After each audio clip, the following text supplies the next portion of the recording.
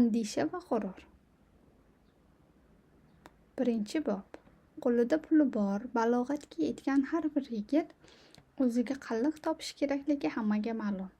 Agar shunday odam yangi joyga ko'chib keladigan bo'lsa, hali hech kim uning rejalaridan xabardor bo'lmay turiboq, yuqoridagi haqiqat uning yaqin atrofda yashaydigan qo'shnilarining es-hushini shunchalik egallab oladiki, unga shu zahotiyoq atrofdagi birorta qo'shnining qizi uchun qonuniy o'lja deb qaray boshlashadi.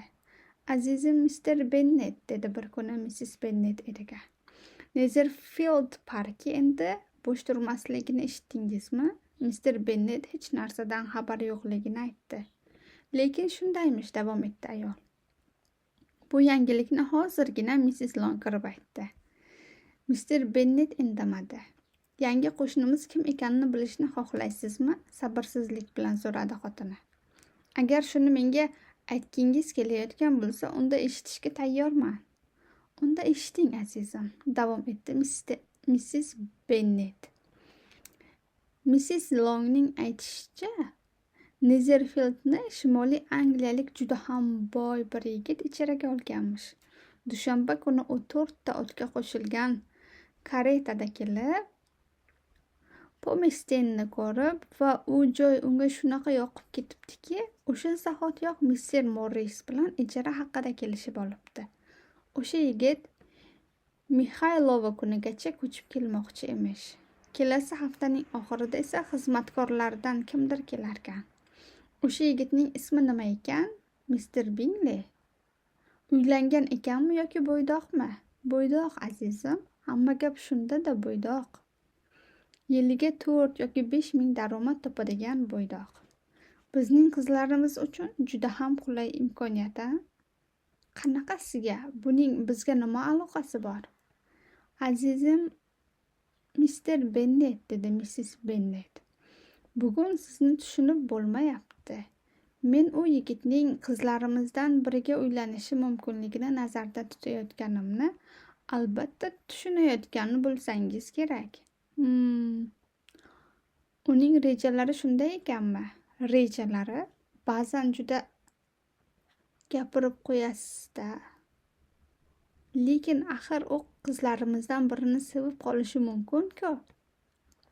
Shuning uchun u bu yerga ko'chib kelishi bilan siz albatta unikiga tashrif buyurishingiz kerak. Ochig'ini aytsam, men buning uchun yetarli asos ko'rmayapman. Siz o'zingiz qizlar bilan bora qoling.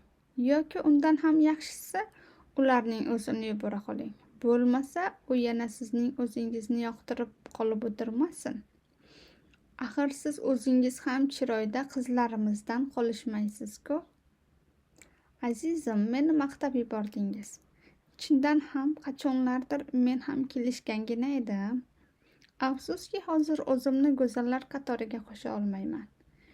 5 ta bo'yi yetgan qizi bor ayolning o'zining chiroyi to'g'risida o'ylashga ham vaqti bo'lmaydi. Bu yoshda odatda ayollarda ular bosh qotirishi mumkin bo'lganchalik go'zallik qolmasa ham kerak. Lekin azizim, baribir Mr. Bingley bu yerda paydo bo'lishi bilan siz unikiga tashrif buyurishingiz kerak. Bunday qilmasam kerak. Axir qizlarimiz haqida o'ylasangiz-chi, tasavvur qiling-a, ularning biridan qutulgan bo'lamiz. Mana ko'rasiz, Sir William bilan Lady Lucas Nezerfieldga yugurib kelishadi. Nima uchun deb o'ylaysiz? Albatta qizlari Charlottani deb. Bilasizku, odatda ular begonalarnikiga bekorga borib yurishni ko'p ham yoqtirishmaydi. Nima bo'lsa ham, siz u yerga albatta borib kelishingiz kerak bo'ladi. Axir biz o'zimizcha bora olmaymiz-ku. Juda nozik tabiatsizda. Menimcha Mr. Bingley sizlar bilan ko'rishganidan xursand bo'lsa kerak. Xohlaysizmi, men eng yoqtirgan qizimizni unga turmushga berishimizni va'da qilib xat yozib sizdan berib yuboraman. Albatta kichkintoyim Liza haqida 2 og'iz yaxshi gap qo'shib qo'yishim ham kerak bo'ladi. Bunday qilmassiz deb umid qilaman. Lizaning boshqa qizlaringizdan ortiq joyi yo'q. U keyinchalik chiroyli ham emas va Lidiyachalik ko'ngilchan ham emas. Lekin siz har doim uni ortiqroq deb hisoblaysiz. Mening qizlarimdan birortasi ham biror narsada ajralib turmaydi, javob berdi Mr. Bennet. Ularning bari bu yoshdagi hamma qizlardek tentak va omi. Shunchaki Liza o'zining opa-singillaridan ko'ra ma'niliroq. Mr. Bennet, qanday qilib siz o'z qizlaringizni shunday deb haqorat qilyapsiz? Mening jahlimni chiqarish sizga yoqadi, a? Albatta mening asablarim bilan siz boshingizni qotirarmidingiz? Azizam, siz yanglishyapsiz. Men asablaringiz bilan hisoblashishga o'rganib qolganman. Axir ular mening eski do'stlarim-ku. Siz 20 yildan beri menga ular haqida gapirib kelyapsiz. Oh, mening qanchalik azob chekishimni siz tasavvur ham qila olmaysiz. Umid qilamanki, siz bu atrofda yiliga 4000 daromad oladigan yigitchalar paydo bo'lguncha yashab berasiz. Ular 20 ta bo'lsin, ammo siz ularnikiga borishdan bosh tortar ekansiz. Bundan nima foyda? Agar ularning soni 20 taga yetsa, azizam, men albatta bitta borishda ularning hammasini ko'rib kelaman. Mr. Bennetning tabiatida aqlining o'tkirligi va istehzoga moyillik, pismiqlik va biroz shoshqaloqlik kabi xislatlar shunchalik aralashib ketgandiki, u bilan birga yashaydigan 23 yillik hayoti davomida xotini unga moslasha olmagan edi. Ayolning tabiatini tushunish esa ancha oson edi. U kayfiyati tez-tez o'zgarib turadigan, juda ham farosatli bo'lmagan, savodsiz bir ayol edi. Agar u biror narsadan xafa bo'lsa, buni o'zining asabi chatoqligidan deb bilar. Hayotdagi eng asosiy maqsadi qizlarini turmushga chiqarish bo'lib, yagona qiziqishi esa mehmondorchiliklarga yurish va yangiliklar edi. 2-bob. Nima bo'lsa-da Mr. Bingleyni birinchilardan bo'lib Mr. Bennet ko'rgani bordi. Ochig'ini aytganda, u xotiniga hech ham bormayman degani bilan u yerga borishni o'zi allaqachon rejalashtirib qo'ygan bo'lib, xotini esa oxirgi daqiqagacha uning rejasidan bexabar qolgandi. Voqea mana bunday edi. Mr. Bennet ikkinchi qizining shlyapasini tasmalar bilan bezayotganini ko'rib turar ekan, to'satdan dedi: Liza, umid qilamanki, bu Mr. Bingleyga yoqadi. Nezerfieldga bormas ekanmiz. Mr. Bingleyga nima yoqish, nima yoqmasligini hech qachon bilolmaymiz, dedi alam bilan Mrs. Bennet. Onajon, biz uni balda uchratishimizni yodingizdan chiqarmang, dedi Elizabeth. Mrs. Long bizni tanishtirib qo'yishga va'da bergan. Yo'q, Mrs. Long o'lib qolsa ham bunday qilmaydi. Uning o'zining 2 ta jiyani bor-ku. O'sha 200lamachi va faqat o'zini o'ylaydigan ayolni ko'rgani ko'zim yo'q. Men ham, dedi Mr. Bennet. Shunday muhim narsada siz unga bog'liq emasligingizdan xursandman. Mrs. Bennet eriga javob qaytarishni lozim topmadi, lekin jahlini ham bosa olmay, qizlaridan biriga yopisha ketdi. Xudo haqqi, Kitty, bunaqa yo'talmagin. Mening asablarim haqida biroz o'ylasang-chi. Bizning Kittyimiz hech narsa bilan hisoblashmaydi, dedi Mr. Bennet. Qachon qarama bevaqt yo'taladi. Mazza qilganimdan yo'talmayapman-ku, xafa bo'ldi Kitty. Liza, keyingi bal qachon bo'ladi? 2 haftadan keyin. Shunaqami? Hayron qoldi Mrs. Bennet. Demak, Mrs. Longning bal bo'lishidan sal oldinroq qaytar ekanda. Uning o'zi mister Bingley bilan ko'risha olmas ekan, bizlarni u bilan qanday tanishtirib qo'ymoqchi ekan? Unda azizam, siz dasturxonga yordam berasiz. Ya'ni uni mister Bingley bilan siz tanishtirib qo'yasiz. Mister Bennet, siz mening ustimdan kulyapsizmi? Axir mening o'zim u bilan tanish emasman-ku. Sizning ehtiyotkorligingiz hurmatga sazovor. Albatta, bunchalik qisqa vaqtli tanishuv hech narsa bermaydi. 2 hafta ichida inson haqida qanday qilib birorta xulosa chiqarish mumkin? Lekin uni mister Bingley bilan biz tanishtirmasak, bu ishni boshqa bittasi qiladi. Menga qolsa, Mrs. Long va uning jiyanlari ham omadini sinab ko'rishaverishsin. Agar bu ish sizga yoqmayotgan bo'lsa, bu vazifani mening zimmamga olishim mumkin. Men zimmamga olishim mumkin. Qizlar hammasi otasiga tikilib qolishdi. Mrs. Bennet ming'irlab qo'ydi. Qanday bo'lmag'ur gap. Sizning bu chiroyli iborangiz nimani anglatadi, xonim? Hayrat bilan so'radi mister Bennet. Yoki sizga tanishishning bunday yo'li yoqmaydimi? Qo'rqamanki, bu borada bizning fikrlarimiz har xil. Mary, bu to'g'rida sening fikring qanday? Axir sen juda aqlli qizsan-ku. Aqlli kitoblar o'qiysan, ulardan yoqqan joylarini hatto ko'chirib ham yurasan. Mary jo'yali bir narsa aytmoqchi bo'ldi, lekin xayoliga hech narsa kelmadi. Mary biror narsa o'ylab topguncha biz mister Bingleyga qaytamiz, davom etdi mister Bennet. Mister Bingley haqida ortiq hech narsa eshitishni xohlamayman. Gapni qisqa qildi xotini. Menga bu haqida sal oldinroq aytsangiz bo'lardi. Buni ertalab bilganimda o'lib qolsam ham unikiga bormagan bo'lardim. Yaxshi ish bo'lmadi esiz.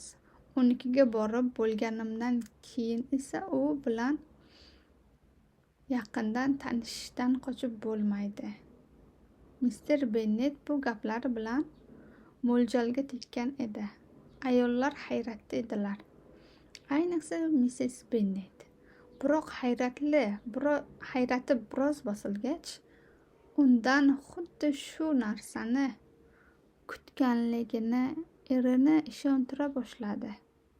Azizim mister Bennet, siz rostdan ham juda to'g'ri ish qildingiz. O'zim ham siz xuddi shunday qilasiz deb ishongandim. Siz o'z qizlaringizni juda sevishingizni va ular uchun hech narsadan qaytmasligingizni bilardim. Qanday baxtliman. Xo'p, hazil qildingiz-da. Nezerfieldga vaqtligina borib kelasiz-ku, buni hech kim bilmaydi. Ketdi. Endi xohlaganingcha yo'talaver. Xotinining so'zlarini ortiq eshitmaslik uchun xonadan chiqar ekan, dedi mister Bennet. Qizlarim, otangiz qanday ajoyib-a? Eshik yopilgach faxr bilan dedi Mrs. Bennet. Bilmadim, uning shunday qalbi uchun siz uni qanday minnatdor qila olasiz. Va meni ham. Gapimga ishonmasanglar, bizning yoshimizda har kuni yangi odamlar bilan tanishish oson emas. Lekin farzandlarimiz uchun biz hamma narsaga tayyormiz. Lidiya azizam, sen endi kichkinamiz bo'lsang ham ishonamanki, mister Bingley balda faqat sen bilan raqsga tushadi. Buning hech hayron qoladigan joyi yo'q. Gerdayib, dedi Lidiya. Yosh bo'lsam-da mening bo'yim hammadan baland. Kunning qolgan qismi mister Bingley tanishish uchun ularnikiga endi qachon kelishi mumkinligi va shundan so'ng uni qachon mehmonga taklif qilish qulay bo'lishini muhokama qilishi bilan o'tdi. 3-bob. Mrs. Bennet va beshala qiz qancha harakat qilishmasin, otalarini mister Bingley haqida ularning qiziqishlarini qondira oladigan yana biror narsa deyishga majbur qila olmadi. Ular mister Bennetga savollar berib ko'rishdi. O'zlarining u yigit haqida nimalar o'ylayotganini aytib ko'rishdi. Ayyorlik ham qilib ko'rishdi, lekin hech narsaga erisha olishmadi. Axir mister Bingley haqida qo'shnilari Ledi Lukasdan olgan ma'lumotlari bilangina chegaralanib qo'ya qolishga to'g'ri keldi. Ledi Lukas bergan axborotlar esa turli-tuman edi. Ser Uilyam mister Bingleydan hayratda emish. U hali yosh, kelishgan, juda muloyim bo'lib, eng muhimi yaqin kunlar ichida bir nechta dasturlar bilan kelib, yaqin orada Meritonda bo'ladigan balda qatnashmoqchi ekan. Bundan ortiq narsani xohlash ayb bo'lardi. Raqs tushishni yaxshi ko'radigan odamning birovni sevib qolishi oppa oson.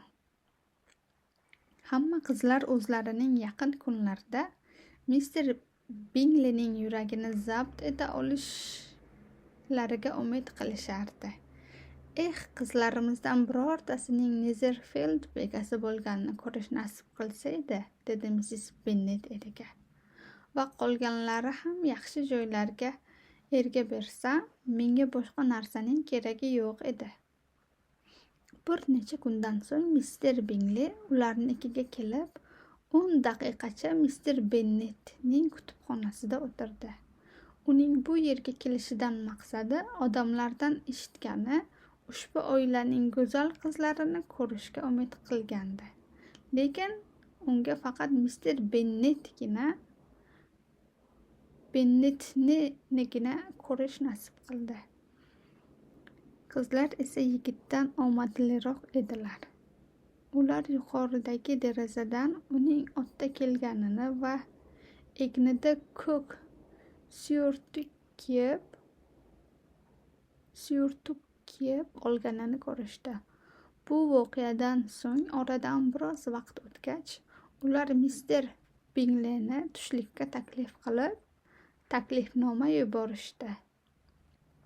Mrs. Bennet beka sifatida o'zining butun san'atini ishga solib, ovqatlar ro'yxatini tuzar ekan, Netherfielddan uning hamma rejalarini buzib yuboradigan xabar keldi. Baxtga qarshi mister Bingley ertasi kuni Londonga jo'nab ketishi kerakmish va unga ko'rsatilgan e'tibordan foydalana olmasmish va hokazo. Mrs. Bennetning kayfiyati juda tushib ketdi. U yigit bu yerga kelishga ulgurmay Londonda qanday ishlari chiqib qolishi mumkinligini tasavvur ham qila olmas va u doim bir yerdan boshqa yerga ko'chib yuradigan bo'lsa, Netherfield hech qachon uning muqim turar joyi bo'la olmaydi deb xavfsiray boshlagandi. Uning bu xavotirini Ledi Lukasning bu haqidagi fikri tarqatib yubordi. Mister Bingley balki Londonga balga birga bormoqchi bo'lgan do'stlarini olib kelish uchun ketgan bo'lishi mumkin. Shundan so'ng boshqa gaplar oralay boshladi. Go'yo mister Bingley bilan 12 ta ayol va 7 ta erkak kelayotgan emish. Kelayotgan ayollarning soni bu yerdagi bo'yi yetgan qizlarni biroz sarosimaga soldi. Lekin u bilan 12 ta emas, faqatgina 6 ta ayol, uning 5 ta singlisi va bitta jiyan amakivachchasi kelganligidan xabar topishgach, ko'ngillari xotirjam bo'ldi. Netherfieldliklar bal uyushtiradigan zalga kirganlarida esa kelganlar hammasi bo'lib faqat 5 kishi. Mister Bingleyning opa-singlisi, opasining eri va yana bir yosh yigitdan iborat ekanligini ma'lum bo'ldi. Yigitlar mister Bingleyning juda kelishgan va yaxshi tarbiya ko'rganligi yaqqol sezilib turgan yigit ekanligiga darrov amin bo'lishdi. Ularning opa-singlisi esa yuqori doiralarda yurgan kibor ayollar ekan. Ularning kuyovi mister Hyorstni dvoryan deb atash qiyin edi. Lekin Mister Binglining do'sti Mister Darsi esa o'zining kelishgan qaddi-qomati, chiroyli yuzi va oqsuyaklilardek ko'rinishi bilan darrov hammaning e'tiborini o'ziga tortdi.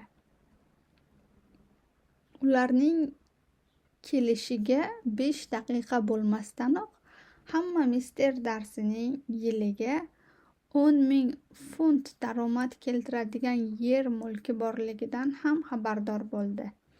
Bu yerlik erkaklar uning haqiqiy erkak deb, ayollar esa uni Mister Binglidan ko'ra yoqimtoyroq deb topishdi va ziyofatning butun birinchi yarmida hamma undan hayratga tushdi. Lekin biroz o'tib hamma Mister Darsining o'zini qanday tutishini ko'rgach, uning obro'si tushib ketdi. Uning burni osmondaligi, haddan ortiq mag'rurligi va unga bas kelish qiyinligi haqida gapira ketishdi. Biroz o'tgach esa hatto uning Derbishirdagi kattakon yerni ham u haqidagi salbiy fikrlarni o'zgartira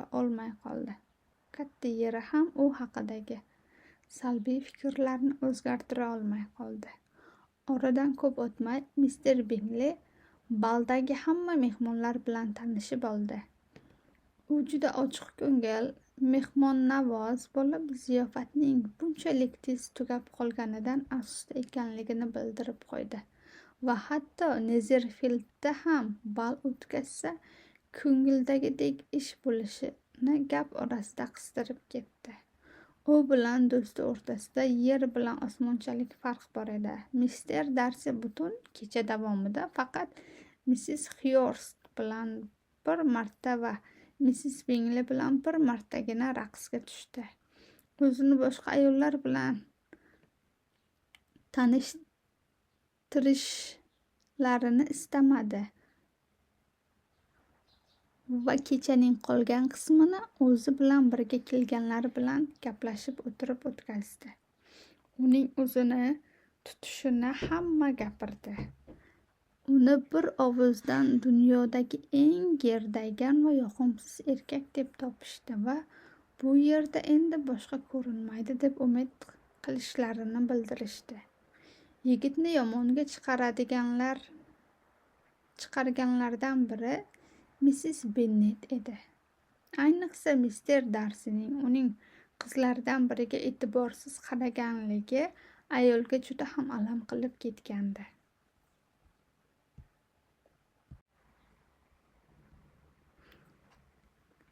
Kavalerlar yetishmayotganligi sababli Elizabet Bennet 2 raqs davomida stol oldida yolg'iz o'zi o'tirishga to'g'ri keldi va shuning orasida shu yaqin orada turgan Mister Darsi bilan Mister Binglilarning suhbatini eshitib qoldi. "Men sizni raqs tushishga majbur qilmoqchiman", derdi Mister Bingli. "Bir o'zingiz bir chekkada yolg'iz turishingiz menga yoqmayapti. Axir birortasini taklif qilsangiz-chi? Hechamda o'zingiz bilasiz-ku, agar men ayol bilan tanish bo'lmasam raqs tushishdan bahra olmayman. Bu yerdagilar to'g'risida-ku gap bo'lishi mumkin emas. Sizning singillaringiz raqsga taklif qilib bo'lingan. Boshqalar bilan raqsga tushish esa men uchun jazo bilan teng." "Voy bu, men sizchalik talabchan emasman", e'tiroz bildirdi Mister Bingli. "Ochig'ini aytsam, men shu paytgacha bir kechaning o'zida shunchalik chiroyli ayollarni ko'rmaganman. Ba'zilariga esa gap yo'q. Bu zaldagi yolg'izgina kelishgan chiroyli qiz bilan siz o'zingiz raqsga tushyapsiz." Miss Bennetlarning eng kattasiga qarab dedi Mister Darsi. "Ha, u men shu paytgacha uchratgan qizlarning ichida eng chiroylisi. Lekin anavi yerda shunday orqangizda uning singillaridan biri o'tiribdi. Menimcha u ham yomon emas. Xohlaysizmi men sherigimdan sizni u bilan tanishtirib qo'yishni so'rayman. Kimni aytyapsiz?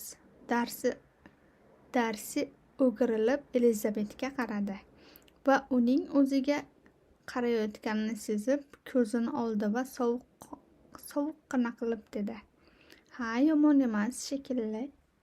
Lekin mening yuragimga yo'l topa oladigan darajada emas va men hozir boshqa yigitlar qayrilib qarashni xohlamagan qizlarni ovutib o'tiradigan kayfiyatda ham emasman. Sherigingizning yoniga qayta qoling. Uning tabassumlaridan bahra olish o'rniga men bilan bekorga vaqt o'tkazyapsiz." Mister Bingley do'stining maslahatiga amal qildi. Do'sti esa xonaning boshqa tomoniga qarab ketdi. Elizabetning ko'nglida Darsiga nisbatan g'ashlik paydo bo'ldi. Keyinchalik esa o'zi tabiatan xushchaqchaq bo'lganligi sababli ushbu hodisani do'stlariga mazza qilib kulib gapirib berdi. Butun oila kunni xursandchilik bilan o'tkazishdi. Mrs. Bennet Netherfield egalarining uning katta qiziga ko'rsatgan e'tiboridan juda xursand bo'ldi. Mister Bingley u bilan 2 marta raqs tushdi va uning opa-singillari ham qizni juda yaxshi qabul qilishdi. Janening o'zi ham juda xursandligini ko'rsatmagan bo'lsa-da, bundan juda mamnun edi. Elizabet opasi uchun juda xursand bo'ldi. Mary esa kimdir Miss Bingley bilan gaplashayotganida uni yonma-yon atrofdagi eng o'qimishli qiz deb aytayotganini eshitib qolibdi.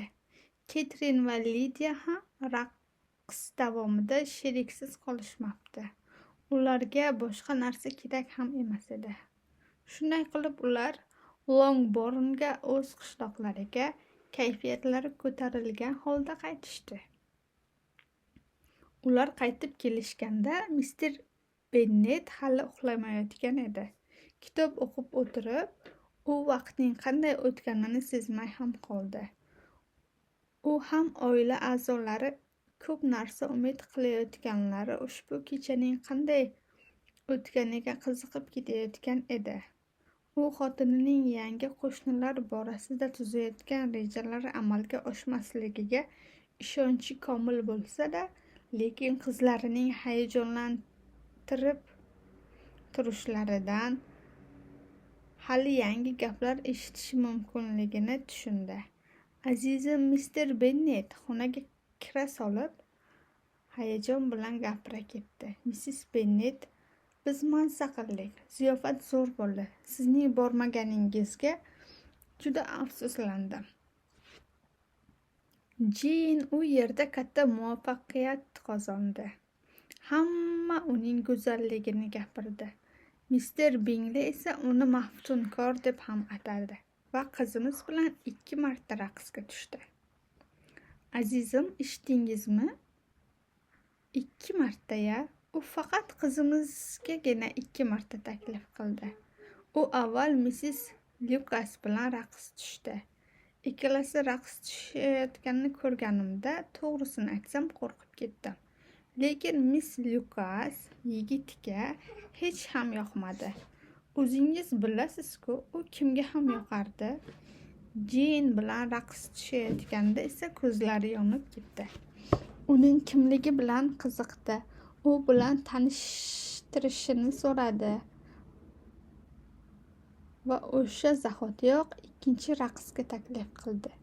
Qizimizdan keyin u Miss King bilan, keyin yana Jane bilan, keyin Lizzie. Azizim, men unga qoyil qolyapman. U shunaqangi kelishgan yigitki, asti qo'yaverasiz. Singillarichi, ikkalasi ham biram go'zal. Men umrimda ulardagi yasan-tusanni ko'rmaganman. Ularnikidagi yasan-tusanni ko'rmaganman. Menimcha Mrs. Hurstonning egnidagi ko'ylagining to'ri. Uning gapi shu yerga kelganda Mister Bennet xotinining gapini bo'ldi. Chunki ayollarning yasan-tusana to'g'risidagi gaplarni eshitishga tobi yo'q edi. Missis Bennet mavzuni o'zgartirar ekan, mister Darsining o'zini tutish haqida ko'pirtirib, alam bilan gapirib berdi. Ishonch bilan aytishim mumkinki, u Lizani yoqtirmagani bilan qizimiz ko'p narsa yo'qotgani yo'q. Bunday odamga hatto yoqishga harakat qilishning ham hojati yo'q. Biram burni ko'tarilgan, bekorga uni darrov yomon ko'rib qolishmadi. Biram osmonda u bilan raqs tushish uchun yetarli darajada chiroyli emasmish. Siz o'sha yerda bo'lib bir ta'zim berib qo'ysangiz bo'larkan. Menga hech ham yoqmadi. 4-bob. Jeyn va Elizabet yolg'iz qolishgach, shu paytgacha mister Bingley haqida o'z fikrini ochiq aytmayotgan Jeyn yigiti unga juda yoqqanini tan olib dedi. U yigit kishi qanday bo'lishi kerak bo'lsa-da, xuddi shunday. Aqlli, ko'ngilchan, xushchaqchaq. Bunday yigitni undan oldin uchratmagandim. Yaxshi tarbiya ko'rgani shundoq ko'rinib turibdi. Buning ustiga ko'rinishi ham yomon emas, qo'shib qo'ydi Elizabet. Uni hamma tomondan mukammal deb aytsa ham bo'ladi. U meni 2-marta raqsga taklif qilganida shunday xursand bo'lib ketdim. To'g'risini aytsam, buni hech kutmagandim. Men esa kutgandim. Birov senga sal e'tibor bersa, sen birpasda o'zingni yo'qotib qo'yasan. Men esa unday emasman. Ikkalamizning farqimiz ham ana shunda. Axir seni 2 marta raqsga taklif qilganining nimasiga hayron qolasan? Qizlar orasida eng chiroylisi sen ekanligingni sezgandir axir. Ochig'i, haqiqatdan ham kelishgan yigit ekan. Ish qilib senga yoqsin-da, ilgari bundan battarroqlari ham yoqqan-ku, a? Lizi, o'zing juda yaxshi bilasan. Hech kimni yomon deging kelmaydi. Kim duch kelsa o'shani maqtagan. Hamma sen uchun chiroyli va yumshoq ko'ngil. O'zing eslab ko'rgin, biror marta birovni yomon deganmisan? Birovni bilmasdan turib bu odam haqida yomon gapirishni xohlamayman. Lekin men har doim nima o'ylasam shuni gapiraman. Bilaman, men doim xuddi shu narsaga hayron qolaman. Sen shunday aqlli qiz, qanday qilib atrofdagilarning hech qanday kamchiliklarini sezmaysan? Yolg'onda kam, ko'ngilchanlik har qadamda uchraydi. Lekin har bir odamda faqat yaxshi sifatlarni ko'rish, birovning yomonligini hatto sezmaslik esa faqat sening qo'lingdan keladi. Demak, uning opa-singillari ham senga yoqibdi-da. Lekin ularning o'zlarini tutishlari mister Bingleynikidan farq qiladi. Boshida shunday tuyuldi, lekin biroz gaplashganingdan keyin ularning qanday ajoyib ekanliklarini o'zing ishonch hosil qilasan. Missis Bingley akasi bilan birga yashab, unga xo'jalik ishlarida yordam bermoqchi ekan. Menimcha, u bizga juda yaxshi qo'shni bo'lsa kerak. Elizabet opasiga indamay quloq solayotgan bo'lsa-da, ichida uning gapiga qo'shilmadi. Chunki balda o'z ko'zi bilan ko'rganlarini hisobga oladigan bo'lsa-da, mister Bingleyning opa-singillarining o'zlarini tutishlari tahsinga sazovor emasdi. Jeyndan ko'ra kuzatuvchanroq bo'lgan Elizabetga bu qizlarning ko'pchilik oldida o'zlarini tutishlari yoqmagan edi. Miss Bingley va uning opasi Mrs. Hyorstlar chindan ham juda nozik tab edilar. Ular kayfiyatlari yaxshi bo'lganda hatto hazilkash ham bo'lib, o'zlariga kerak bo'lsa birovga yoqishni ham o'rniga qo'yishar, lekin ayni paytda injiq va kekkaygan edilar. Ikkalasi ham chiroyli, eng yaxshi pansionlardan bilim olishgan, 20,000 funtga ega bo'lib, oqsuyaklar orasida yurib, bor pullaridan ham ko'proq sarf-xarajat qilishga odatlangan edi. Shundan kelib chiqib, ularning o'zlari haqidagi fikrlari juda yuqori bo'lib, atrofdagilarga esa past nazar bilan qarashar edilar. Ular kelib chiqishi Shimoliy Angliyadan bo'lgan obro'li oilada dunyoga kelgan bo'lib, hamma boyliklari savdo orqasidan edi. Mister Binglining otasi unga 100,000 funtga yaqin meros qoldirgan edi. U o'zining ko'zi ochiqligida yer-mulk sotib olmoqchi bo'lgan, lekin orzusini amalga oshirishga ulgurmagan edi. Mister Binglida ham shunday orzu bo'lib, u hatto shu maqsadda tug'ilgan joylarga ham borib kelgan edi. Lekin u yonida ov qilish maydoni bo'lgan yaxshigina uyni ijaraga olganda, yigitning yengiltak tabiatini yaxshi bilgan yon atrofdagi Mister Bingli avloddan avlodga o'tadigan pomestye qurishni keyingi avlodlarga qoldirib, o'z hayotini Nezerlandga o'tkazishga ishonch hosil qildilar. Binglining opa-singillari akalarining yer egasi bo'lishni juda xohlashar edi va u hozirgi paytda faqat ijarachi bo'lsa-da, Miss Bingli akasinikidagi uy bekasi rolini o'ynashga bajonidil rozi edi. Juda ham boy bo'lmagan, lekin tagi tugli yigitga turmushga chiqqan Mrs. Hyorst ham o'ziga kerakli paytda uy bekasi rolini ijro etishga qarshi emasdi.